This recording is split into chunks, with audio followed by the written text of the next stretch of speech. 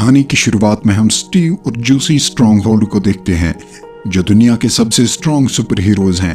और दूसरी तरफ है इनका बेटा विल स्ट्रॉन्गहोल्ड, जिसके पास कोई सुपर पावर्स नहीं है। वो अपने माँ बाप को सुपर हीरो होने का दिखावा करता है, जबकि उसके पास कोई भी सुपर पावर्स नहीं है।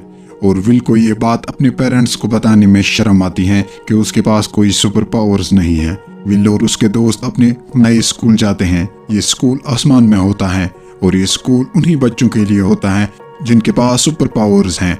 स्कूल के पहले ही दिन सबको अपनी सुपर पावर्स दिखानी होती हैं, जिससे इन्हें अलग अलग ग्रुप्स में रखा जाएगा।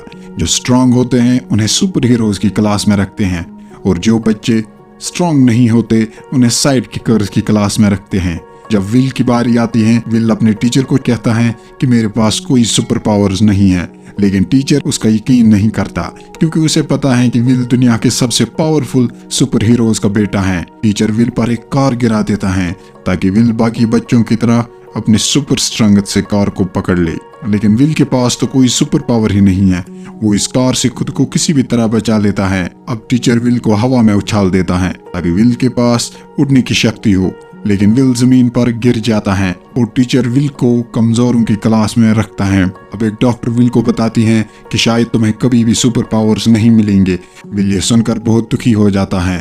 एक दिन विल के डैड विल को अपनी एक सीक्रेट प्लेस दिखाता है, जहां वो अपनी हर लड़ाई के बाद दुश्मन की कोई न कोई चीज निशानी के तौर पर रखता है। वो विल को कहता है इस जगह के बारे में कभी किसी को मत बताना। एक दिन विल अपने डैड को बता देता है कि उसके पास कोई सुपर पावर्स नहीं है, वो आम लड़कों जैसा है। विल के डैड ये सुनकर बहुत निराश हो जाते हैं।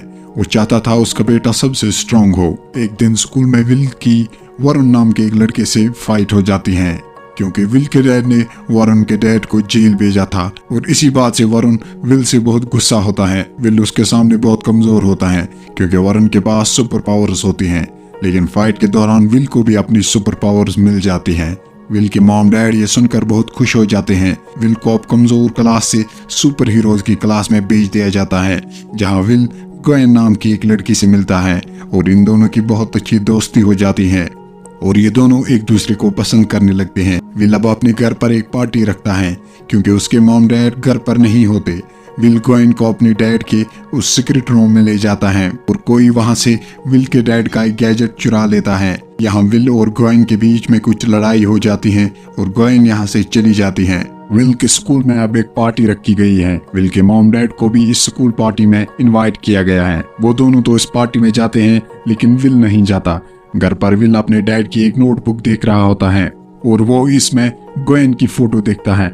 ग्वेन दरअसल इनकी दुश्मन होती है, जिसे बहुत सालों पहले विल के मॉम डैड ने एक गन से छोटी बच्ची में बदल दिया था, और अब ग्वेन इन सब से बदला लेना चाहती है। विल भी अब अपने स्कूल की तरफ निकल जाता है। पार्टी में ग्वेन अपने असली रूप में आती है, और वो उस गन को निकालती है जिसे उसने विल के घर से चुराया था। ग्वेन इस गन से सबको छोटे बच्चों में बदल देती है, और विल के मॉम डैड को भी छोटा बना देती है। विल भी यहाँ पहुँच जाता है और ग्वेन से लड़ता है और ग्वेन को हरा देता है। अब स्कूल का एक साइंस टीचर छोटे बच्चों को वापस अपने असली रूप में बदल देता है, और सब लोग विल से बहुत खुश हो जाते हैं, और यहीं पर कहानी खत्म हो जाती है।